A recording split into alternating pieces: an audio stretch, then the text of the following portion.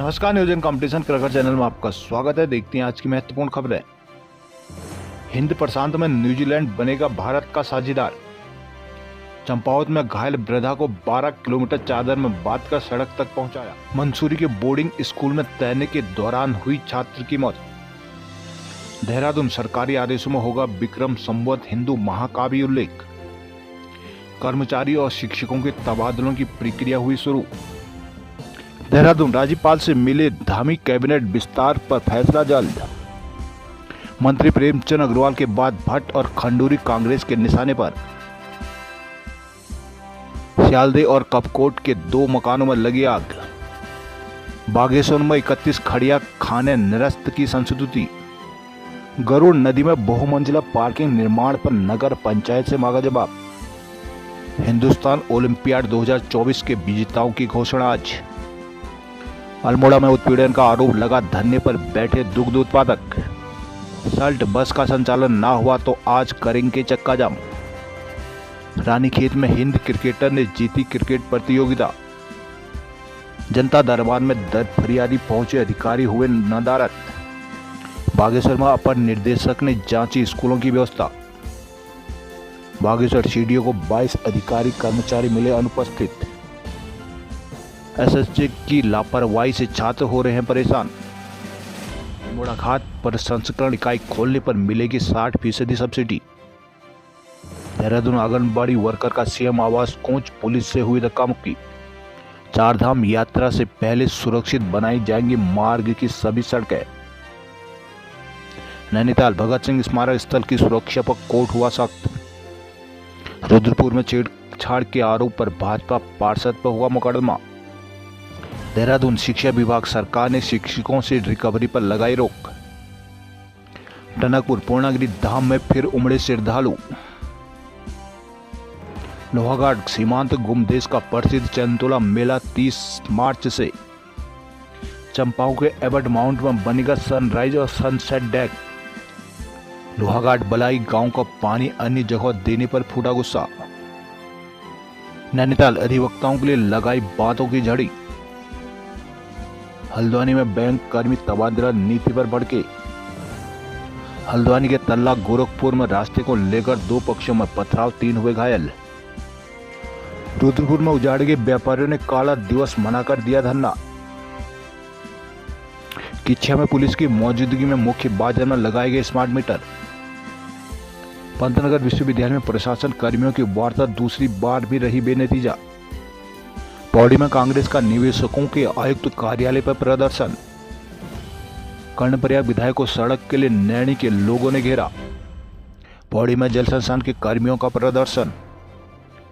नई ढेरी नई बोटिंग पॉइंटों से युवाओं को मिलेगा रोजगार, डीएम। केदारनाथ पैदल मार्ग से बर्फ हटाने का काम हुआ शुरू। रुद्रप्रयाग चोपड़ा डोंगरी चापड़ सड़क का डामरीकरण कार्य शुरू। जावड़ी बाईपास से तेजी से हो रहा है काम। बोराड़ी व्यापार मंडल के शिवराज अध्यक्ष और संदीप बने महामंत्री। नेहरू पर्वतारोहण संस्थान में राष्ट्रीय सेमिनार हुआ शुरू।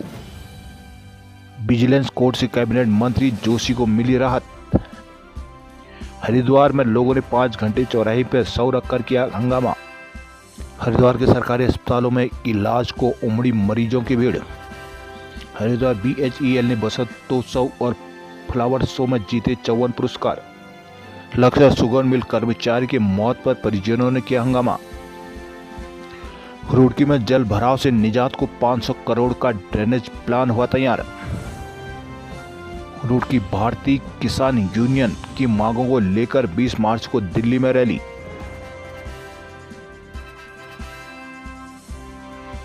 प्रधानमंत्री नरेंद्र मोदी व न्यूजीलैंड के पीएम क्रिस्टोफर लक्सन की मौजूदगी में सोमवार को दोनों देशों के बीच कई अहम समझौते हुए, साथ ही आतंकवाद के खिलाफ मिलकर लड़ने का भी आह्वान किया गया। दोनों देशों ने रक्षा साझेदारी को मजबूत और संस्थागत बनाने का फैसला लिया है। इसके अलावा न्यूजीलैंड के हिंद प्रशांत महासागरीय पहल में शामिल होने, दोनों देशों के बीच मुक्त व्यापार समझौते पर बातचीत करने तथा पेशेवरों और कुशल कामगारों के आसान आवाजाही की व्यवस्था बनाने का भी ऐलान किया गया। इस दौरान पीएम मोदी ने न्यूजीलैंड के अपने समकक्ष को उनके देश में कुछ गैर कानूनी तत्वों द्वारा भारत विरोधी गतिविधियों को अंजाम देने पर चिंता से भी अवगत कराया है। साथ ही कहा कि भारत को विश्वास है कि उसे इन सभी गैर कानूनी तत्वों के खिलाफ न्यूजीलैंड सरकार से सहयोग मिलता रहेगा। नई दिल्ली स्थित हैदराबाद हाउस में हुई द्विपक्षीय शिखर सम्मेलन में शीर्ष नेताओं ने समग्र द्विपक्षीय संबंधों को मजबूत करने, विशेष रूप से व्यापार, रक्षा, शिक्षा और कृषि क्षेत्र में सहयोग को लेकर व्यापक वार्ता की है। दोनों नेताओं के बीच बैठक के बाद दोनों देशों ने 4 घोषणाएं की और संयुक्त वक्तव्य पर सहमति प्रदान करने के साथ ही 6 दस्तावेजों पर भी हस्ताक्षर किए हैं।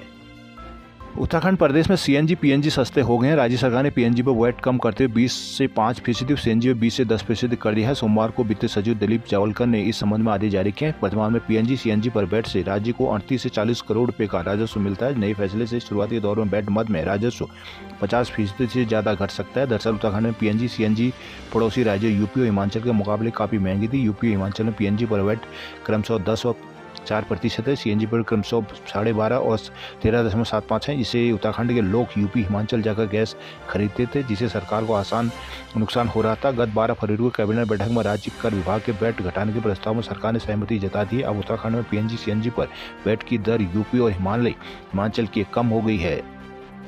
मुख्यमंत्री पुष्कर सिंह धामी ने सोमवार को राज्यपाल लेफ्टिनेंट गुरमीत सिंह से मुलाकात से कैबिनेट विस्तार की जल्द संभावना जताई जा रही है, जिसके बाद भाजपा विधायकों में संभावित दावेदारों में हलचल बढ़ गई है। दावेदार अपने राजनीतिक क्षेत्रों के जरिए तोड़मोड़ में लगे हैं। ऐसी चर्चाएं भी है कि विस्तार में कुछ मंत्रियों को भी हल्का किया जा सकता है। कैबिनेट मंत्री प्रेमचंद अग्रवाल का इस्तीफा स्वीकार होने के बाद से विस्तार के अटकलें लगाए जाने लगी हैं, लेकिन इस बीच सोमवार पूर्वाह्न मुख्यमंत्री पुष्कर सिंह धामी अचानक राजभवन पहुंच गए। उनकी काफी देर तक राज्यपाल से मुलाकात हुई।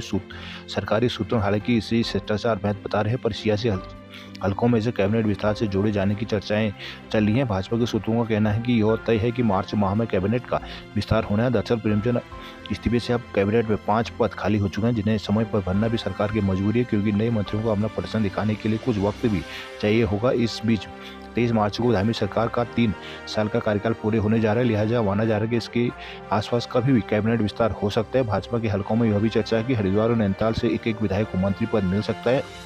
हरिद्वार से विधायक मदन कौशिक, आदित्य चौहान और प्रदीप बत्रा में से किसी एक कोई पद मिल सकता है। वहीं नैनीताल से विधायक बंशीधर भगत और राम सिंह खेड़ा के नाम की चर्चाएं हैं। देहरादून जिले से विनोद चमोली, मुन्ना सिंह चौहान और सहदेव पुंडीर, वही टेहरी के देवप्रयाग से विनोद कंडारी और पिथौरागढ़ के बिशन सिंह चुपाल प्रबल दावेदारों में से हैं।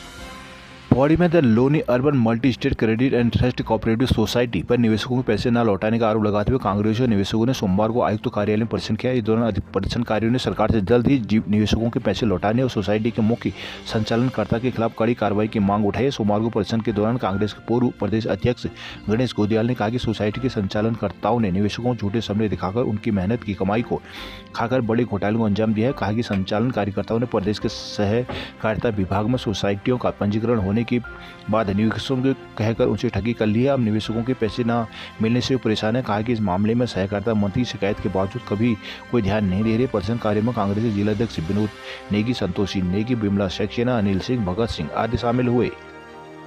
रुद्रप्रयाग केदारनाथ पैदल मार्ग में बर्फ हटाने का काम शुरू कर दिया गया है। डीडीएमए लोक निर्माण विभाग द्वारा 50 मजदूरों की टीम को लिंचौली से ऊपर भेज दिया गया, जो रास्ते में टूटे ग्लेशियरों को बर्फ हटाते हुए आगे बढ़ेंगे। जल्दी मजदूरों की एक और टीम पैदल मार्ग में बर्फ हटाने भेजी जाएगी। जिलाधिकारी सौरभ गहरवाल के निर्देशों पर आगामी केदारनाथ यात्रा की तैयारी शुरू हो गई है। सोमवार को जिला आपदा प्रबंधन अथॉरिटी लोक निर्माण विभाग द्वारा विभागीय 50 मजदूरों को टीम को 16 किलोमीटर पैदल मार्गों बर्फ हटाने के लिए भेज दिया गया है। यह टीम छोटी लंचौली से आगे बर्फ हटाने में जुट गई है। मौसम खराब होने के चलते पहले दिन टीम को मुश्किलों का सामना करना पड़ा। इससे पूर्व प्रशासन और लोक निर्माण विभाग केदारनाथ पैदल मार्ग का संयुक्त निरीक्षण किया गया, जिसके बाद बर्फ हटाने का काम शुरू किया गया। लोक निर्माण के अधिशासी अभियंता विनय जिंगवाल ने बताया कि सोमवार को 50 मजदूर लिंचौली भेजे गए हैं, जो बर्फ हटाने में जुटे हैं। साथ ही एक और 50 मजदूरों की टीम को बर्फ हटाने के लिए भेजा जाएगा।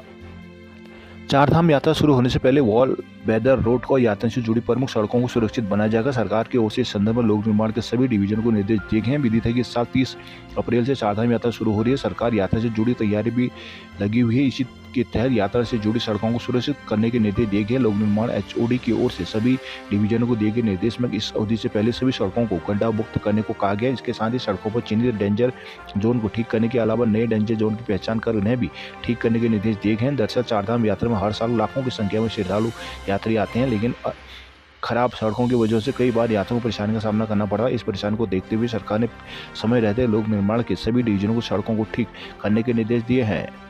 हरिद्वार के पथरी क्षेत्र के एकड़ कला रेलवे फाटक पर दो गुटों के बीच फायरिंग में युवक की मौत होने पर ग्रामीणों ने सोमवार को जिला अस्पताल से लेकर बहादुरपुर जट तक जमकर हंगामा काटा। आरोपियों की गिरफ्तारी को लेकर करीब 5 घंटे तक यात्रा गांव के चौराहे से लेकर रविदास मंदिर में शव रखकर प्रदर्शन किया गया। पुलिस अधिकारियों की ओर से 36 घंटे के अंदर सभी आरोपियों की गिरफ्तारी का आश्वासन मिलने पर लोग युवक के दाह संस्कार के लिए राजी हुए। तनाव के मद्देनजर पूरा गाँव पुलिस छावनी में तब्दील रहा। भारी सुरक्षा व्यवस्था के बीच शाम के वक्त गाँव के शमशान घाट पर युवक का अंतिम संस्कार किया गया। एहतियात के तौर पर गाँव में पुलिस फोर्स पीएसी तैनात की गई है। एसएसपी प्रमोद सिंह डोभाल दिन भर घटे घटनाक्रम की पल पल के अपडेट लेते रहे। रविवार देर रात बहादुरपुर जट के पूर्व प्रधान विकास कुमार और गांव के ही नितिन चौधरी के बीच चली आ रही रंजिश को लेकर एकड़ रेलवे फाटक पर खूनी संघर्ष हुआ। दोनों पक्षों के बीच हुई अंधाधुंध फायरिंग में पूर्व प्रधान विकास कुमार पक्ष के 24 साल के राजन की जांघ में गोली लगने से मौत हो गई, जबकि दूसरे पक्ष के जतिन चौधरी को भी गोली लगी। उधर युवक की मौत होने पर एक पक्ष के लोगों में उबाल आ गया। देर रात की ही गांव में पुलिस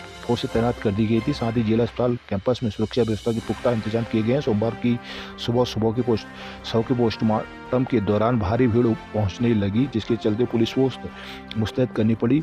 अस्पताल से शव लेकर जा रहे परिजनों ग्रामीणों ने मुख्य मार्ग में जाम लगा दिया, लेकिन एसएसपी सिटी पंकज गैरोला ने उन्हें समझा बुझाकर रवाना किया। गाँव में शव के पहुंचते ही आरोपी की तत्काल गिरफ्तार की मांग को लेकर परिजन ग्रामीणों ने तिराहे पर शव रखकर जाम लगा दिया। एसएसपी देहात शिखर सुयाल एसपी सिटी पंकज गैरोला के समझाने पर उन्होंने शव तिराहे से हटाया, लेकिन इसके बाद गांव के ही रविदास मंदिर कैंपस में शव रखकर हंगामा खड़ा कर दिया। टनकपुर पूर्णागिरि धाम में श्रद्धालुओं की आमद बढ़ी है। करीब 25,000 से अधिक भक्तों ने माता के चरणों में शीश नवाया। वहीं सैकड़ों श्रद्धालु शारदा घाट में गंगा आरती का हिस्सा बने हैं। सोमवार को पहले और दूसरे दिन की अपेक्षा मेले में रौनक अधिक रही। रात भर बड़ी संख्या में यूपी समेत तमाम श्रद्धालु राज्यों से श्रद्धालु आते रहे। ककराली गेट मेला क्षेत्र से मुख्य मंदिर तक मेला प्रशासन की ओर से सुरक्षा के कड़े इंतजाम किए गए थे। सीओ शिवराज सिंह राणा ने बताया कि मांग के मुताबिक अभी पुलिस बल नहीं पहुंच पाई है। कुछ फोर्स 1-2 दिन में पहुंचने की उम्मीद है। वहीं मेले के तीसरे दिन में टनकपुर से लेकर भैरव मंदिर तक वाहनों को लंबी कतारें लगी रही। इस दौरान कई जगहों पर जाम की स्थिति बनी रही। जिला पंचायत के एम तेज सिंह ने बताया कि मेले में अव्यवस्थाओं को ठीक किया जा रहा है। मंदिर समिति के अध्यक्ष किशन तिवारी ने बताया कि तीसरे दिन अब करीब 30,000 से अधिक श्रद्धालुओं माता के चरणों में शीश नवा है। उधर शारदा घाट में गंगा आरती का आयोजन किया गया। वहीं परिवहन निगम ने 10 बजे चलाने का भी दावा किया है। मानदेय बढ़ाने से विभिन्न मांगों को लेकर राज्य भर से बड़ी संख्या में देहरादून पहुंचे आंगनबाड़ी वर्करों ने मुख्यमंत्री आवास कूच किया। हालांकि पुलिस के रोके जाने पर गांधी पार्क और बाद में हाथी बड़कला बैरिकेडिंग पर जोरदार प्रदर्शन किया। यही नहीं, मौके पर पहुंचे मुख्यमंत्री के समन्वय में ज्ञापन सौंपने तक से इनकार कर दिया गया। वही मुख्यमंत्री सीधे वार्ता मांग के साथ धरने में बैठ गए। आंगनबाड़ी संगठन की प्रदेश अध्यक्ष रेखा नेगी के नेतृत्व में आंगनबाड़ी कार्यकर्ताओं सेविकाएं सोमवार सुबह मुख्यमंत्री आवास कूच के लिए गांधी पार्क में एकत्रित हुई। इनकी संख्या पुलिस और LIU के सियालदह के जयखाल गांव में रविवार रात शॉर्ट सर्किट से एक आवासीय बाकरी में आग लग गई। आग लगने से घर में रखे जेवर से तमाम जलकर राख हो गया। वहीं कपकोट के बड़ेत गांव में भी एक मकान में रविवार की शाम किन्हीं कारणों से आग लगी थी। इसमें घर का सारा सामान जलकर राख हो गया। जानकारी के मुताबिक करीब 9 बजे भवन स्वामी प्रेम बल्लभ बहुगुणा पत्नी बसंती देवी और मां भानी देवी के साथ खाना खा रहे थे। इस दौरान उन्हें ऊपरी मंजिल से कुछ आवाज़ें सुनाई दी। जैसे वो ऊपर गए तो उनकी होश उड़ गई। घर की ऊपरी मंजिल में आग लगी मिली। तीनों घर से बाहर आ गए और शोर मचाया। आसपास के लोगों ने दूसरी मंजिल के 6 कमरों में लगी आग को बुझाने के प्रयास किए, लेकिन आग इतनी भयावह थी, कोई भी प्रयास सफल नहीं हो पाया। देखते ही देखते पूरा भवन आग के लपेट में घिर गया। 3 घंटे की कड़ी मशक्कत के बाद आग पर तो काबू पा लिया गया, लेकिन प्रेम बल्लभ की जिंदगी भर की कमाई, जेवर, कीमती सामान सहित अन्य सामान जलकर स्वाहा हो गया। ग्रामीणों पुलिस की मदद से अन्य घरों को भी आग चपेट में आने से बचा लिया गया। निवर्तमान प्रधान मंजू देवी ने बताया कि आग लगने से करीब 25 लाख रुपए का नुकसान हुआ है। प्रशासन से नुकसान का मुआवजा देने की मांग की गई है। अल्मोड़ा में दुग्ध विकास संगठन ने सोमवार को दुग्ध संघ कार्यालय के बाहर धरना प्रदर्शन दिया। दुग्ध संघ कमेटी पर तमाम आरोप लगाते हुए दुग्ध संघ पर काश्तकारों को शोषण करने की भी तहमत लगाई गई है। दुग्ध संघ कार्यालय पहुंचे काश्तकारों ने यहां जमकर नारेबाजी की। संगठन अध्यक्ष आनंद सिंह बिष्ट का कहना है कि 17 मार्च को दूध खरीद में 1 रुपये बढ़ाने का वादा किया गया था, जो अभी तक पूरा नहीं हुआ है। शासन से धनराशि मिलने के बाद भी दुग्ध उत्पादकों होली में भी भुगतान नहीं किया गया। कर्मचारी को अब तक वेतन तक नहीं दिया जा रहा है। आरोप लगाया कि संघ प्रोत्साहन राशि बढ़ाना तो दूर, सितंबर से प्रोत्साहन राशि तक नहीं दे पाया है। उधर दुग्ध संघ की ओर से काश्तकारों को पैसे की कमाई का दुरुपयोग किया जा रहा है। बागेश्वर की दुग्ध समितियों के चुनाव में हुई गड़बड़ी की जांच तक नहीं हुई। प्रबंध कमेटी में लगे भ्रष्टाचार की जांच नहीं कराई गई। आरोप लगाया गया कि विद्युत चालित चैप कटर प्रबंध कमेटी के सदस्यों को बांट दिए गए। सोमेश्वर मार्ग में सिलानी कोस्ता तक दुग्ध मार्ग वाहन नहीं चलाया जा रहा है। इसके अलावा अन्य मार्गों पर भी चेतावनी दी गई। कार्रवाई नहीं हुई तो वह उग्र आंदोलन के लिए बाध्य होंगे। बागेश्वर जिले में खड़िया खनन से लेकर स्टोन क्रेशर तक में गड़बड़ियां सामने आ रही है। प्रशासन और खान विभाग के निरीक्षण के बाद 31 खड़िया खानों के निरस्तीकरण की संस्तुति की गई। खान निर्देशालय को इस संबंध में पत्र भेजा गया है। इसके अलावा जिले के गोलना में स्थित एक स्टोन क्रेशर को अनियमितताओं पर सील कर दिया गया है। बगैर अनुमति के खनिज सामग्री बेची जा रही थी। हाईकोर्ट के आदेश के बाद न्याय मित्र अधिवक्ता दुष्यंत मैनाली व कोर्ट कमिश्नर शशांक धूलिया 2 दिन से बागेश्वर में डटे हैं। लोगों की शिकायतें हाईकोर्ट के आदेश के बाद धूलिया, जिला खान अधिकारी, एसडीएम एवं राजस्व विभाग की संयुक्त टीमों ने जिले में विभिन्न खड़िया खानों का निरीक्षण किया है। इस दौरान कई खड़िया खाने में 2 साल से खनन कार्य नहीं होना पाया गया। इसके अलावा अनेक गड़बड़ियां क्षेत्रीय लोगों से बातचीत करने और स्थलीय निरीक्षण करने के बाद जिले के 31 खड़िया खानों के निरस्तीकरण की सिफारिश खान निर्देशालय को भेजी गई। खान विभाग व जिला प्रशासन निर्देशालय से प्रस्तुत की है कि इसके अलावा गोलना में एक स्टोन क्रेशर को भी सील कर दिया गया। यहाँ बगैर रवन्य के खनिज सामग्री धड़ल्ले से बेची जा रही थी। सीसीटीवी कैमरों की फुटेज से इस मामले का खुलासा हुआ। प्रशासन की टीम यहाँ से स्टॉक बिक्री का रजिस्टर भी जाँच के लिए ले गई है। सोमवार को कोर्ट कमिश्नर की टीम ने कांडा के बंगचूड़ी क्षेत्र का भी निरीक्षण किया। रुद्रपुर में 2 वर्ष पूर्व G20 सम्मेलन के दौरान रुद्रपुर रोडवेज बस स्टैंड के सामने और आसपास के हटाए गए व्यापारियों ने सोमवार को काला दिवस मना धरना दिया है। इस दौरान उन्होंने प्रशासन से निःशुल्क दुकानें आवंटित करने की मांग की। सोमवार को व्यापार मंडल अध्यक्ष संजय जुनेजा के नेतृत्व में व्यापारी रुद्रपुर रोडवेज के पास इकट्ठे हुए। दौरान व्यापारी काला कपड़ा लेकर धरने पर बैठ गए। प्रशासन के खिलाफ जमकर नारेबाजी की। उन्होंने कहा कि 31 मार्च 2023 को G20 सम्मेलन के नाम पर रोडवेज बस स्टेशन के सामने और आसपास के बाजार को प्रशासन अधिकारियों ने अतिक्रमण के नाम पर तोड़ दिया था। 2 साल से वहां के व्यापारी बेरोजगार हैं। कहा कि दुकान हटाने से कुछ समय बाद मुख्यमंत्री समेत कई जनप्रतिनिधियों ने व्यापारियों को पुनर्वास करने का आश्वासन दिया था, लेकिन 2 साल बाद भी उन्हें कुछ नहीं मिला। वही नगर निगम की ओर से बेंडिंग जोन से व्यापारियों को दुकानें दी जा रही हैं, लेकिन इसके लिए उन्हें 6.5 लाख से 8 लाख रुपए की मांग की गई है। उन्होंने बताया कि बीते 2 साल से कई दुकानदार आर्थिक परेशानी से जूझ रहे हैं। ऐसे में व्यापारी लाखों की रकम कहां से दे सकेंगे। उन्होंने प्रशासन से उजाड़े गए व्यापारियों को निःशुल्क दुकानें आवंटित करने और आर्थिक मदद के रूप में उचित मुआवजा देने की मांग की है। इस दौरान महामंत्री मनोज चावड़ा, कोषाध्यक्ष संदीप राव, सुरेंद्र जुनेजा, इंद्रजीत सिंह, हरविंदर सिंह आदि मौजूद रहे। किचा ऊर्जा निगम की टीम ने सोमवार को मुख्य बाजार में व्यापार के प्रतिष्ठानों पर स्मार्ट मीटर लगाए। विरोध की आशंका के चलते निगम की टीम के साथ पुलिस के जवान तैनात रहे। ऊर्जा निगम के अधिशासी अभियंता ने बताया कि स्मार्ट मीटर लगने से उपभोक्ताओं को स्मार्ट सुविधा मिलेगी। अभियान के दौरान व्यापारियों ने निगम की टीम का भी सहयोग किया है। सोमवार को ऊर्जा निगम के अधिशासी अभियंता संजय कुमार तिवारी की अगुवाई में टीम ने पुलिस बल को साथ लेकर मुख्य बाजार में स्मार्ट मीटर लगाए। इस दौरान उन्हें ईई ने स्मार्ट मीटर लगाने के लिए व्यापारियों को जागरूक किया। उन्होंने कहा कि स्मार्ट मीटर से उपभोक्ता प्रतिदिन मीटर में अपने यूनिट चेक कर अपनी बिजली की खपत को आवश्यकता अनुसार कर सकते हैं। मोबाइल में भी मीटर की यूनिट देखने की सुविधा मिलेगी। स्मार्ट मीटर लगने पर मीटर रीडिंग की लेने के लिए उपभोक्ताओं के घर जाने की आवश्यकता नहीं होगी। महीने के अंत में बिल मोबाइल पर भेज दिया जाएगा। उपभोक्ता ऑनलाइन या निगम कार्यालय में जाकर बिल जमा कर सकते हैं। उन्होंने बताया कि स्मार्ट मीटर लगने के लिए 8 टीमें लगाएंगे। पहले दिन टीमों ने नैनीताल बैंक गली के सामने मुख्य बाजार, पंत मार्केट आदि में व्यापारिक प्रतिष्ठानों में 40 मीटर लगाए हैं। यह अधीक्षण अभियंता शेखर चंद्र त्रिपाठी, अधिशासी अभियंता मापक के पंत, विवेक उपाध्याय, ओम कुमार आदि मौजूद रहे।